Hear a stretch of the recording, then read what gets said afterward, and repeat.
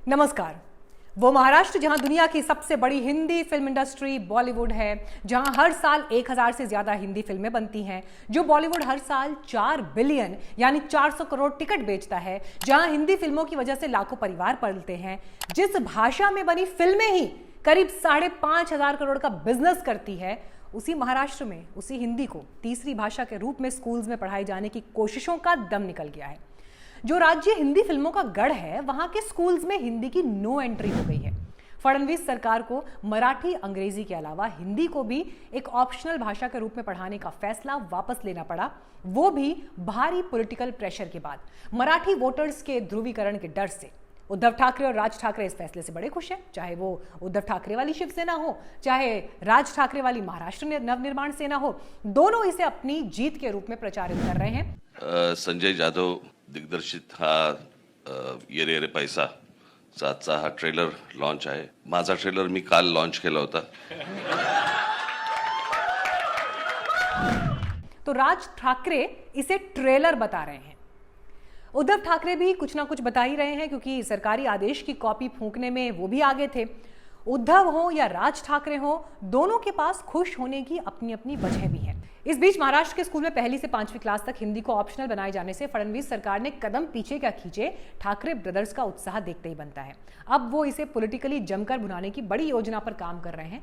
इसकी शुरुआत होने वाली है 5 जुलाई से। पहले दोनों चचेरे भाई हिंदी के खिलाफ कई बरसों के बाद 5 जुलाई को मुंबई में एक साझा रैली करने वाले थे।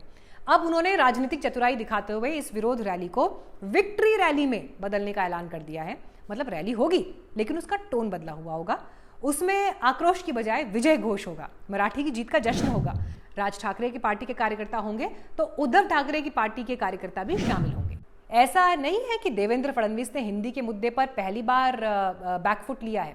ये पहली बार तब हुआ जब 16 अप्रैल को एक सरकारी आदेश जारी किया गया, जिसपे इंग्लिश और मराठी मीडियम स्कूलों में पढ़ने वाले पहली से 5वीं क्लास तक के स्टूडेंट्स के लिए हिंदी को तीसरी अनिवार्य भाषा बनाया गया। तब भी विरोध बढ़ा तो सरकार पीछे हट गई। फिर उसी सरकारी आदेश में संशोधन किया गया और 17 जून को नया आदेश जारी हुआ, जिसमें हिंदी को अनिवार्य वैकल्पिक भाषा बनाया गया। लेकिन उस पर भी तूफान खड़ा हो गया। मराठीवाद की आवाज उठाने वाले लोग ये समझाने में कामयाब रहे कि उन पर हिंदी को जबरन थोपा जा रहा है। उनका विरोध कई तरीकों से सामने आया। जाहिर है निशाने पर सीधे फडणवीस सरकार आ गई तो उन्होंने फौरन लाभ हानि का आकलन करके अपना फैसला वापस ले लिया। अब सवाल यह है कि आखिर महाराष्ट्र में हिंदी का इस कदर विरोध क्यों हो रहा है? हिंदी को वैकल्पिक भाषा बनाने से क्या नुकसान है? क्या हिंदी को लेकर महाराष्ट्र में किसी को कोई डर है?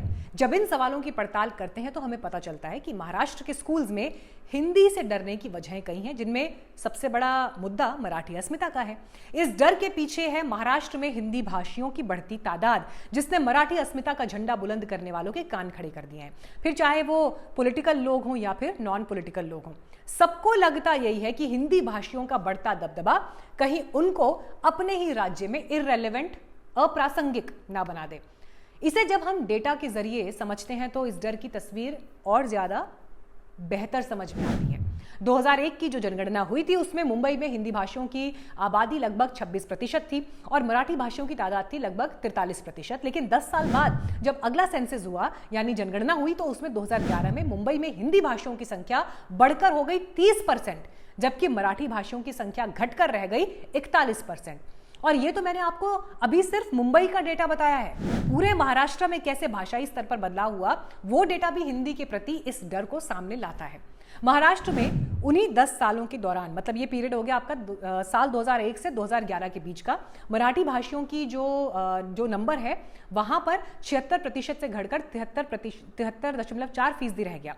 वहीं उन 10 वर्षों में हिंदी भाषियों की तादाद महाराष्ट्र में 7.3% से बढ़कर 9.5% हो गई। यानी हिंदी भाषियों की संख्या बढ़ने का मतलब ये है कि राज्य में जो अपॉर्चुनिटीज हैं, जो रोजगार हैं, नौकरियां हैं, एजुकेशन है, ट्रेनिंग के जो बड़े मौके हैं, वो बढ़ गए। मतलब जिन अवसरों तक मराठी भाषियों की रीच थी, उनमें हिंदी भाषियों को भी मौका मिल गया, यानी मौके डिवाइड होने लगे। हालांकि संविधान देश के नागरिकों को यह अधिकार देता है कि वो देश में कहीं भी रोजगार कर सकते हैं, कहीं भी जाकर प्रोफेशन हासिल कर सकते हैं, सर्विसेज दे सकते हैं, लेकिन स्थानीय समाजों को भी उसी संविधान से ताकत मिलती है।